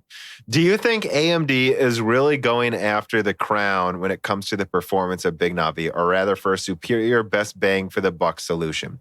Which leads me to the main question. What in your honorable, I don't know if it's honorable, I just said the F word like 10 times, would you be the best choice for AMD and why? Well, I certainly do not consider myself as a fanboy of either AMD or Nvidia. Bought and loved, hated both equally in the past. I feel like whatever AMD is coming up with, and the clock is ticking, by the way, NVIDIA will just stomp them with an insanely big chip that is not even designed that well. Well, I think they've got to design a good chip. I think they should go for the crown. So the RDNA 1.0 was always a stepping stone, a bridge out of the GCN decade, is how I like to put it. And that this is going to be the real big kahuna that actually scales much higher than the performance they had before. I think that's what they're doing. And so I don't think it's about going for the crown. I think it's about you have a design and you make it as good as you can. And right now that sounds like 80 compute units. And if it is, we'll have to see. I can't confirm it is, but man, I really think the top one is. There's so much leaks going on. It's like, come on. Like, and again, it's called scalable. Why would they scale past 64 compute units and then just go 68? Like they're good. Like I don't know why they wouldn't go double the 5700 XT, especially if that was always planned to be the $300 card. That was always planned to be the $300 card. They're always planning to make a $600 card. Again, that's common sense in my opinion. I mean, yeah, the 5700 XT it's just a kind of weird card because it's Well, it's a mid-range card that was sold for an insanely high price for a while. And, well, not insanely high price, not for the market, but for what I think it should be worth. And yeah, it's pretty clear. I think AMD needs to at least go for a really good high-end chip at some point, which if they're successful in doing RDNA 2.0 with 80 compute units, that thing is going to be a monster. I don't know if maybe it won't hold the performance crown for long, or maybe it never will hold the performance crown, but I think it will be better price performance than whatever Nvidia has to offer. And this gets me to the crux of my argument. A big thing I talk about in the video about Big Navi is for it to be disruptive 4K performance. So again, let's back up a bit again. The 290X was disruptive because it was $400 for the 290, and then the 290X was only about 8% better. And that was $550. They brought 4K gaming to $550, and they made it possible, period. Disruptive because, period, at $400, you can now game in 4K. At all. You couldn't even do it before. And then after that, it was just never the same. You had Maxwell come out, which was good. And Fury was stronger, but those cards came out 2 years after the 290X. And while they were, a good 30, 40% better, it was like, I remember the Titan X Maxwell, and they were marketing it as some kind of, 4K. But if you have G-Sync with 4K, it works. And it's like, I don't think anything changes if the 290X was gaming in 4K when it came out at 40 frames. And then Titan X Maxwell comes out and it's 45 frames 2 years later. And now it's $1,200 or something. Like, how did that change anything? Like, that's not disruptive. And then the Fury had 4 gigabytes of RAM, which had limitations, and it was $650, not disruptive. Again, it basically brought 4K kind of 60 gaming to a higher price point than the 290 was. Like, that's not disruptive. No card since then has been disruptive, arguably actually since the 5700 XT, which I think is a true 4K gaming card for $400 again. But it's really just a game. So I think to be disruptive, there needs to be a top-end card that beats the Titan RTX a decent amount and brings real premium 4K gaming, real premium 4K 120 hertz gaming to below $1,000. There needs to be some card that brings 4K 120 hertz gaming below $1,000 and brings 4K 60 hertz ultra, no drama, 60 hertz minimum, just fucking crank up the settings and play, you asshole. That type of performance to 4K at about $500 to $650. If they bring that, and then they bring, I guess even 500, I should say, right? Don't you think? Like, to be disruptive again, I think you got to bring 4K Ultra 60 gaming to like the $500 price point, and you got to bring 4K 120 hertz below $1,000. Yeah, I feel like you have to, and I feel like that might be a reality, especially with the fact that the new consoles are about to come out. They're probably going to be somewhere in the $400 to $600 range. And at least what they're saying they're going to have is 4K gaming. Now, it probably isn't going to be 4K Ultra gaming, but I think that might I think it's going to be the equivalent of it, though. I'm just going to jump in there. But I think they need that might be a major problem for graphics cards because, well, you can just buy a 4K gaming system for the price it costs for this fucking graphics card that you're selling.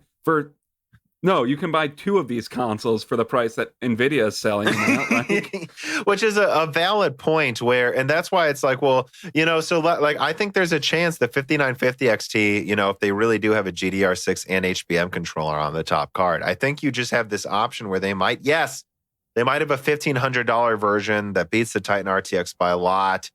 And it's like, HBM 2E, but it's really the replacement to Vega Frontier, right?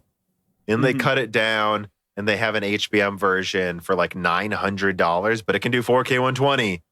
And then they cut it down more, and the 5800 XT is just GDR6, but it's like 40% better. It's like right up there with the Titan RTX or just below it for like $500 or $600, probably $600. I think they kind of have to do that to not look like idiots next to the consoles. Because it's like one graphics card versus an entire console. I would hope for the price of the Xbox Series X, which sounds like it's going to be $600. We'll see. Sounds like it's going to be $600. I would hope the graphics card's 20% stronger, and at least for the same price of that entire console.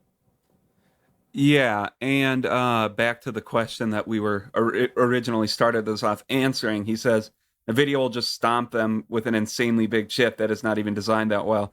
I mean, that's the thing is with consoles coming out at that price point for that level of performance, Nvidia's going to need to be able to actually design a card well again, or just lose the discrete market eventually. I don't know.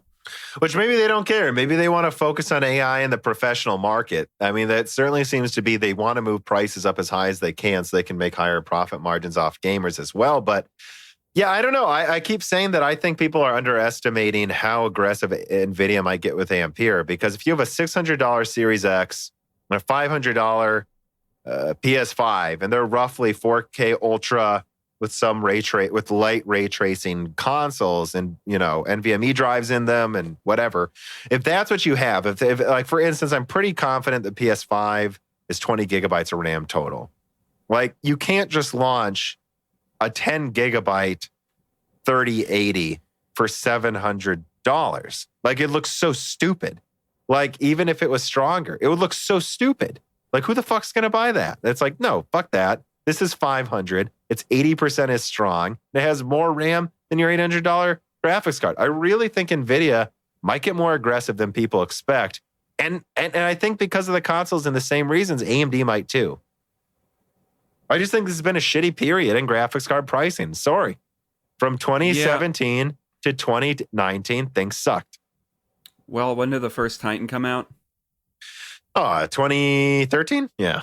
So I can't say it goes all the way back to 2013, but I would say 2014, 2015, when they really started getting egregious with the Titans. Yeah. But anyways, I guess let's move this on, though. I mean, so number 13, Ampere supercomputer this summer. So what I take away from this story is that if NVIDIA is preparing their professional cards for this summer, they announced Turing professional cards months before their gaming cards. And this is 75% better at these compute tasks, not for gaming guys. I think that means, end of 2020 is when Ampere actually comes to consumers. And if I'm wrong, I'll admit it, but it's not coming before summer. Let's put it that way. Probably fall at the earliest. Yeah, that's important to remember is their recent graphics cards architectures by NVIDIA, they're professional architectures that they're throwing to us because they can tool it to be a gaming card. It's not inherently a gaming card, so it's not going to come out before then, I wouldn't think. That would be odd if they're focusing on their secondary market before their primary market.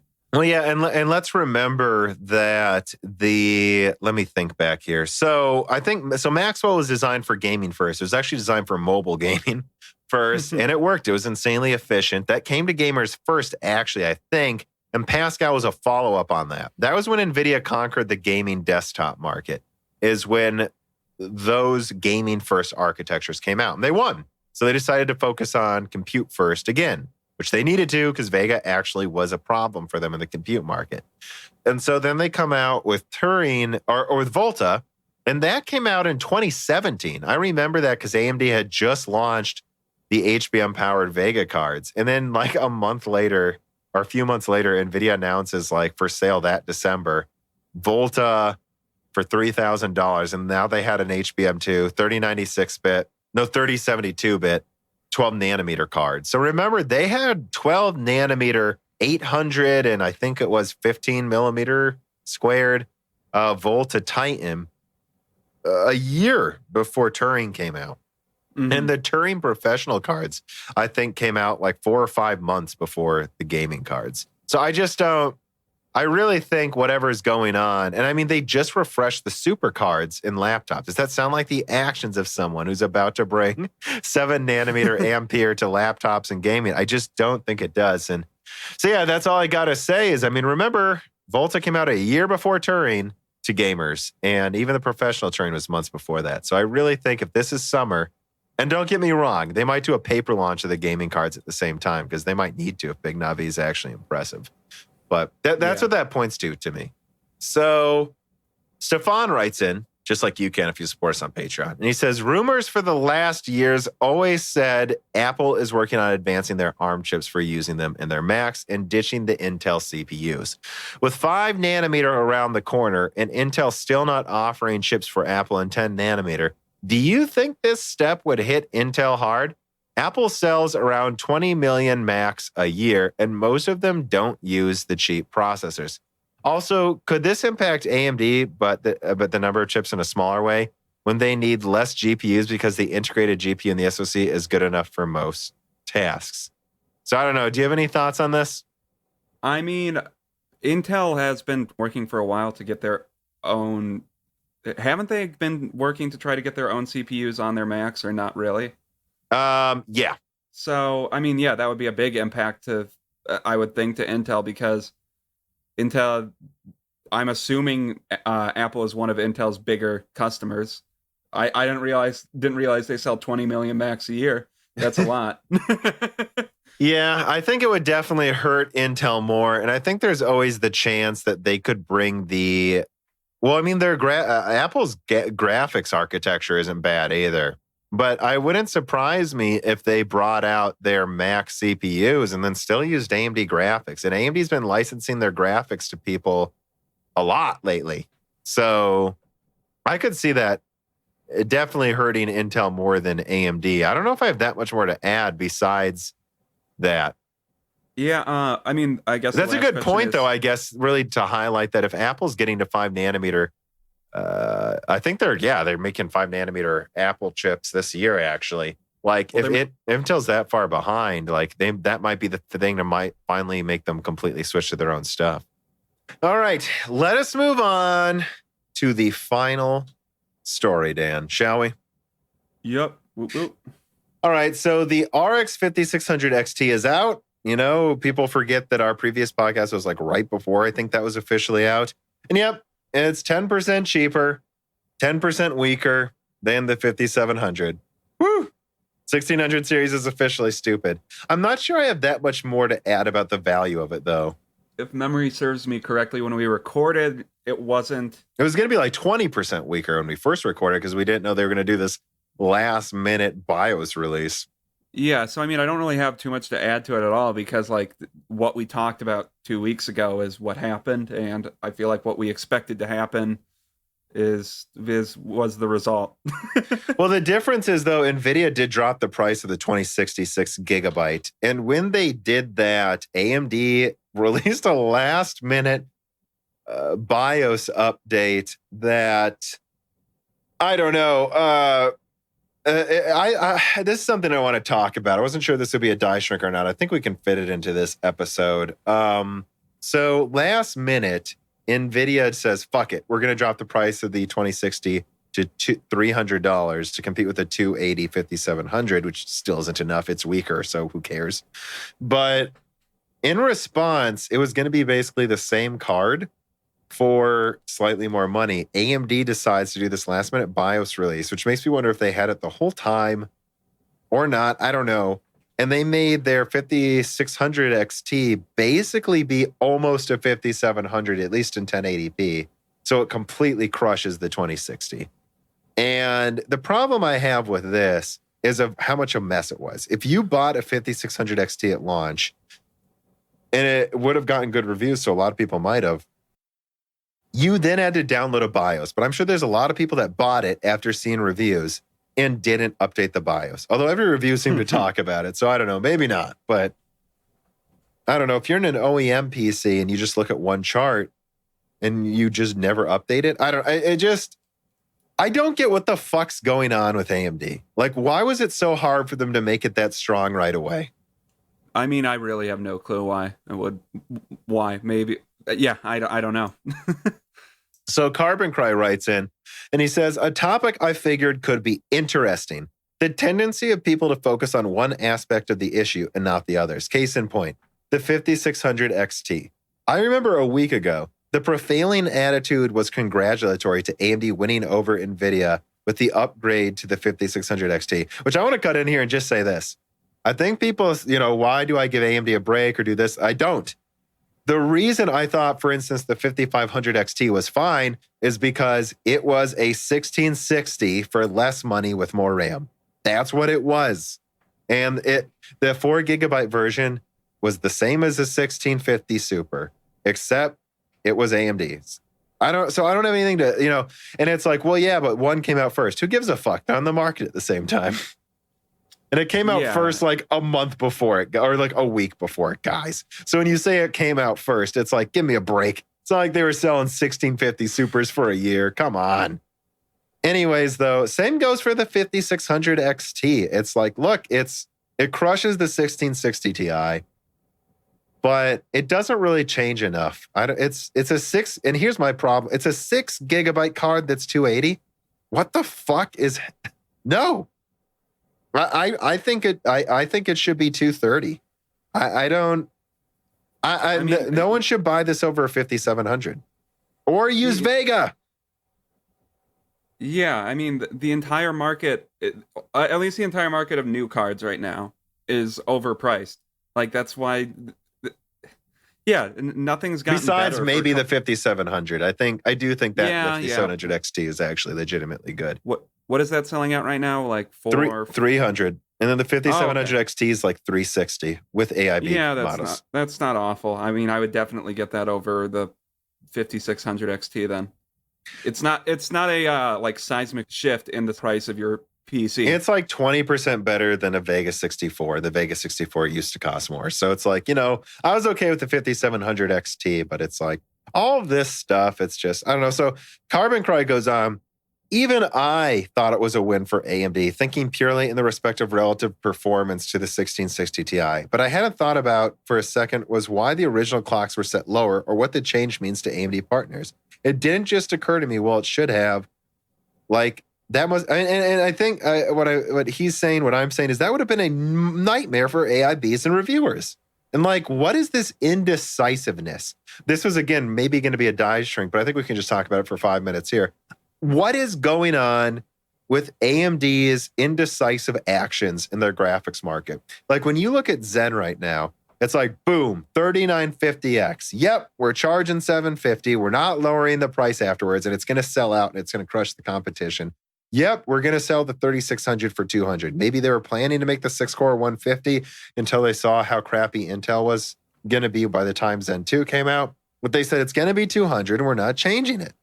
And like, what's going on right now, they're changing prices. They're releasing BIOS updates after, like, on launch days. I don't get what's, like, I think AMD's just stretched too thin, and they need to hire some more goddamn people for Radeon, because, well, I'll let you start talking here. Like, I don't remember AMD ever pulling weird moves like this back when we were, like, back in the 7970 through 300 series era.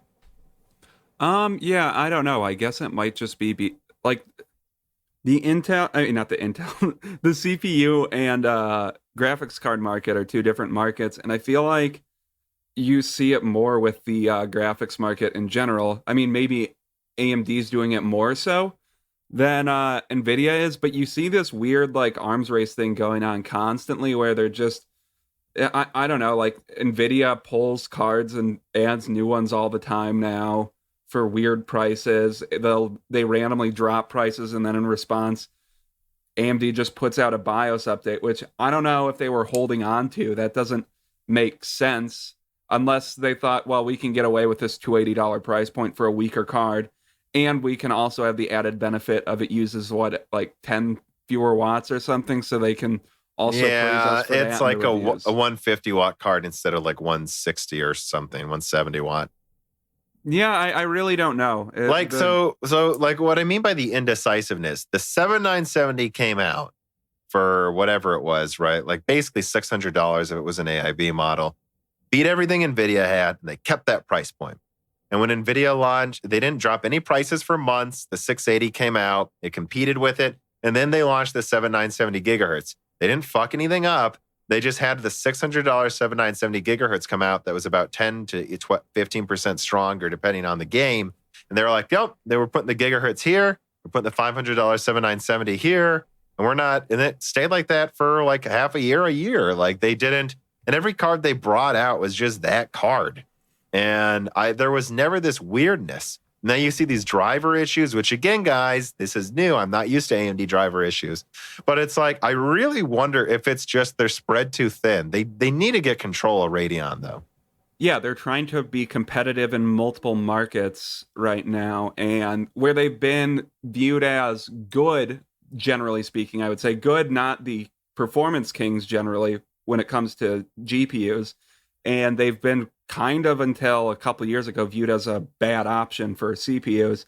And now that they're trying to claw back to the top on both of them, maybe they don't have enough resources to do that in an elegant manner. Well, yeah, and it feels like their processor releases. Look, the launch of Zen 1 was a little all over the place. They had I don't remember what Steve said when I was talking to him, and I think it was Broken Silicon 26, about how he was like, I don't remember. He's like, I think there was 3 BIOS updates that last week that I had to deal with while trying to record a video. And so I get that, though, but that was the launch of it. And I feel like since Zen Plus, everything's been pretty smooth with their processor releases.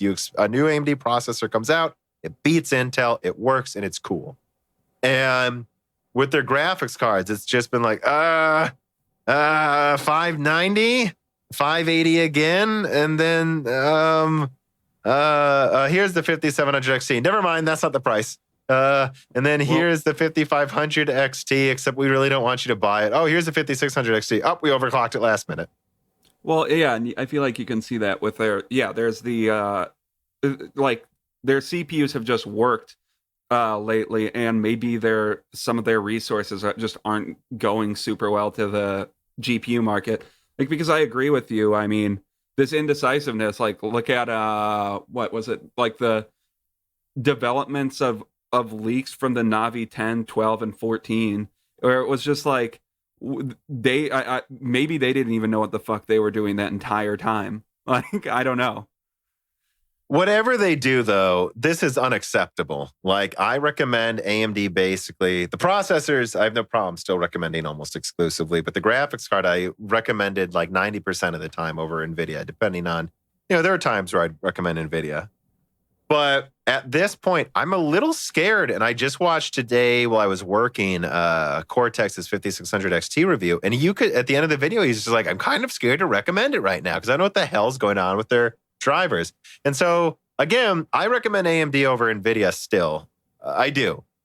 But it's even making me go a little crazy. I just sold a Vega, a Vega 56 to someone because I got rid of my mining rigs, and he had some issues.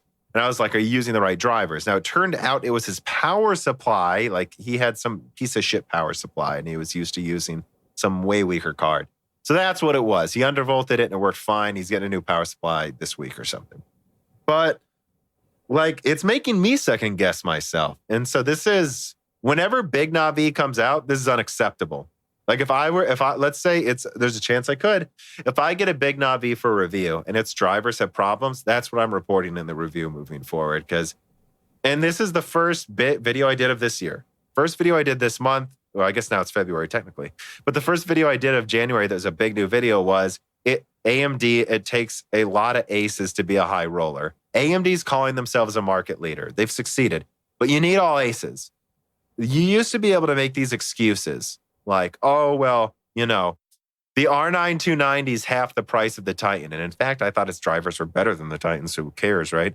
But if AMD is going to beat NVIDIA, the excuses stop. If you're a market leader, you're a market leader. And shit like this cannot be forgiven. I don't think it was before, but it can't now. I've never really had driver issues with AMD in the past. And ever. Was it the December update? Yeah. My PC would just crash twice a day now. Which you were worried it was the components you got, or something. Yeah, or fucking something. I don't know.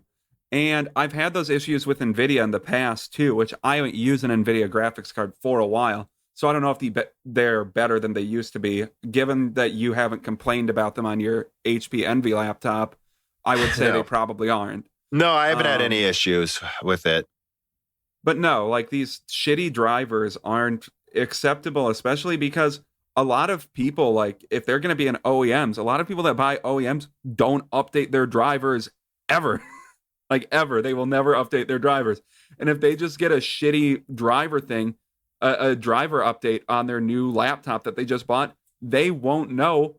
Some might not even think, oh, it could be a driver issue, because the driver issue I was having looked like a RAM issue. It looked like a RAM issue to me. Yeah, it was weird. Yeah, and the guy sold the Vega 56 to, he's like, is it because I'm using the 64 BIOS? And I'm like, no, it's run for 2 years, 24/7 with that BIOS with zero issues. No, it's not that. And again, it turned out to be his power supply. But yeah, I don't know. I don't know that I have much else to add except this weird bullshit's got to stop. If AMD is going to be a market leader, and I think they are becoming one, and again, I can't stress this enough. This is new. I had nothing but AMD stability until like November, December area. And then it's like, what the hell is this? Well, yeah, and it kind of reminds me of, and we can cut this out if you think this is an unnecessary tangent, but it kind of reminds me like when Gary Johnson was running for president. He's like, why is no one taking me seriously as a candidate? And then like in one interview, they were like, okay, we're taking you seriously. What do you have to say?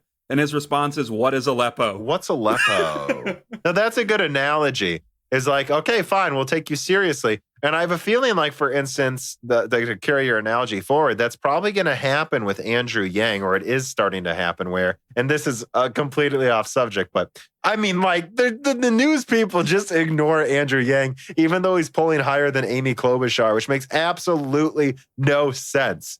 But if he kills it in Iowa, there's a chance that they'll take him super seriously. And if the first thing he says is, what's Aleppo?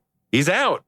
And AMD can't do this. Just can't do this. Yeah. And it's just like, if AMD wants to be taken seriously in all of these markets, which if they can be, let's like be honest with ourselves. That's insane if they can be, because they're competing with Nvidia, who has 13,000 employees.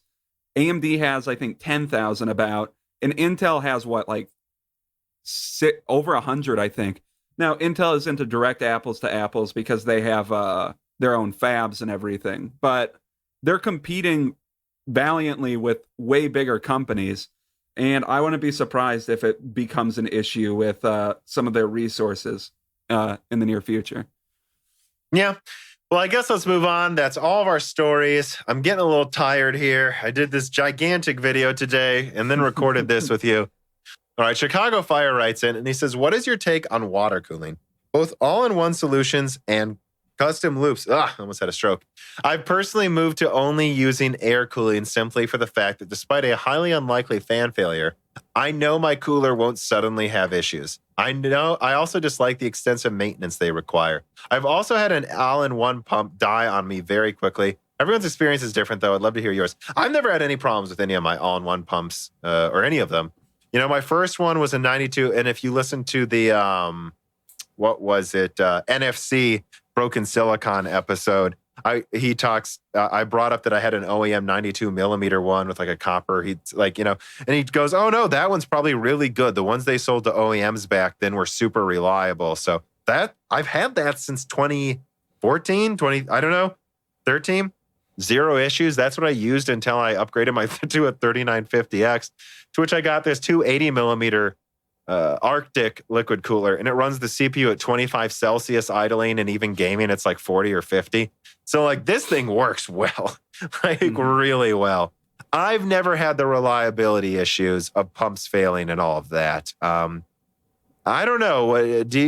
You've had one, right? You use one right now. Yeah, I've never had an issue with it, so I don't know. Maybe we've just gotten lucky. There is always that chance. I know there was a time when like AIOs, not AOIs, weren't recommended because people said they were unreliable. And they were worried about leaks. And I know some of the early ones could have a leak, but I've never heard of them leaking pretty much ever. Really, like recently, like that's the quickest way to have people never buy your product again is if you fry their PC. So I'm pretty sure they try pretty hard. Did you? I guess I never asked this. Did you use the same all-in-one liquid cooler you were using with your Broadwell to this? Yeah. So it already had the mounts then for AM4. Yeah. Okay. I was just curious. But yeah, so I think me and you generally recommend them. I like them because they don't put all the stress on your motherboard with this gigantic heavy heat sink that is just hanging right off of it. And I think it makes the airflow better. I guess, I don't know, some people, they organize their air coolers on their CPU to kind of act as a fan pushing air out the top of it or something too. I don't know.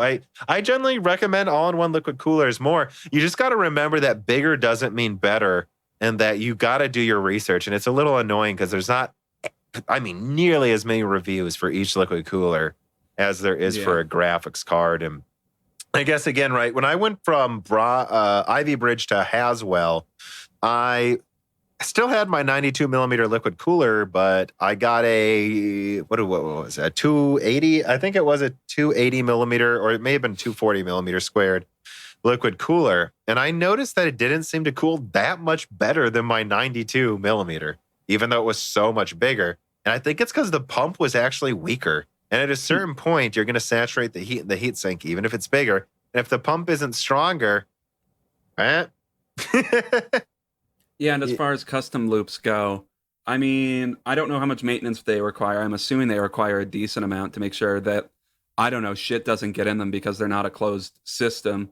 Yeah, that sounds like a pain in the ass, and I know they're incredibly expensive.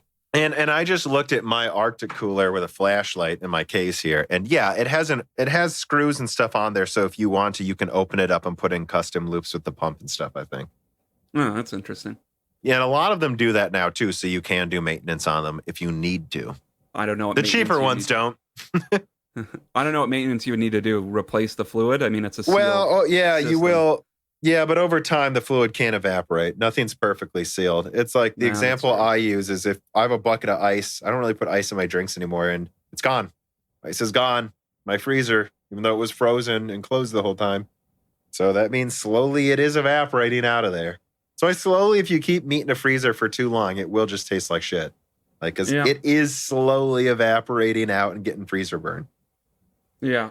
But I guess to answer your question is, I generally recommend them. I just think you need to do your research. And the thing is, when you have these $60 liquid coolers, I think they're as good as the $60 air coolers, generally speaking, except there was way less stress on your components. Just do your research. I don't know. I like them.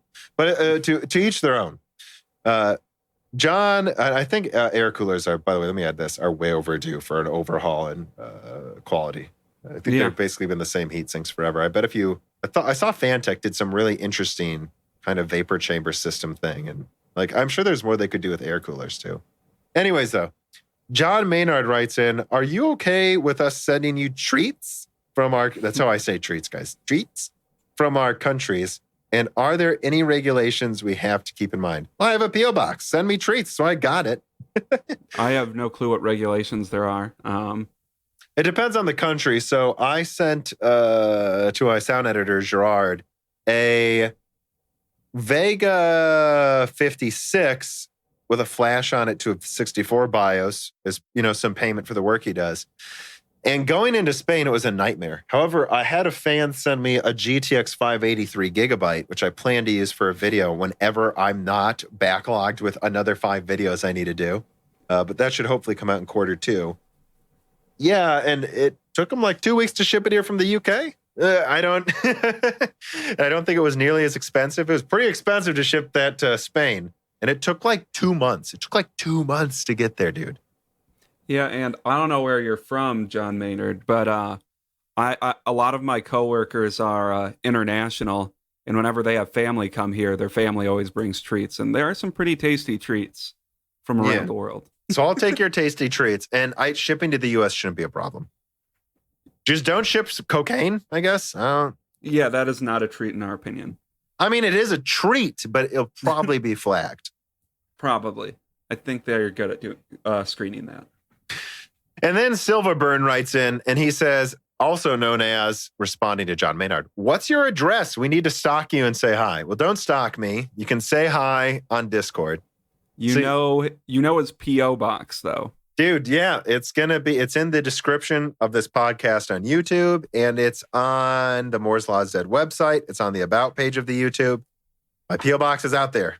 So if you want to send me stuff, it's out there. All right, Dan, that's everything we have. I think this was a well-rounded episode. Anything else to add? There was actually one story that I saw today that it's just a quick FYI. I'm sure by the time people listen to this, they'll all know. But the EU just voted to have a single standard for charging cables on phones. I think that's kind of related. I saw that. And I think it's good to know. Yeah, I don't know. Do you have anything to add to that? On the one hand, it concerns me a little bit long term. In the short term, it's like, yeah, fuck these chargers. I mean, if it makes one less phone with a micro USB charger, I think they've done the world a service. Yeah, and the reason they're doing it is to cut down on waste as well, which I understand what their point is. I mean, I do have all these old chargers that I don't need anymore, and they're trying to eliminate that kind of waste. Yeah, so that's also good. Apple's not happy. Yeah, Apple's not happy with their fucking bullshit charger.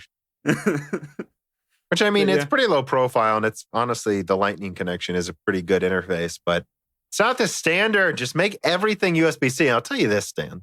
Here's something I'm goddamn tired of. Every laptop, which is every new laptop now, basically, has a USB-C connection. Let me charge my laptop through it. Well, I mean, it provides enough energy to be able to do that probably. So why would they ever think to make a universal connector? Well, so that's what I'm saying is, and if it can provide 100 watts, let me have a smartphone charger and then use the smartphone charger for my laptop. I still can. The hell's going on? I think you can with the Surface now, though. That's cool. Yeah, it should be the standard. It will be so sick. Just one charger for my laptop and my phone. Ugh, so nice. And your PS5 controller? And my PS5 controller. And my vibrator. And what else is there? I don't know. Bluetooth headset? My Bluetooth headset. Your crock pot? My crock pot. Yeah, my wireless crock pot. What? Yeah. The battery-powered crock pot, a cooking device known to cook food slowly for 8 hours. That runs on battery, Dan? Maybe. I don't know. I'm just giving you examples. Jeez. I don't really have a vibrator, guys. All right. I think we've gone far enough. Yeah. All right. Hug your dogs. Tell us if Dan's okay. Don't go fuck yourselves. What else do I usually say? Nobody's listening anymore.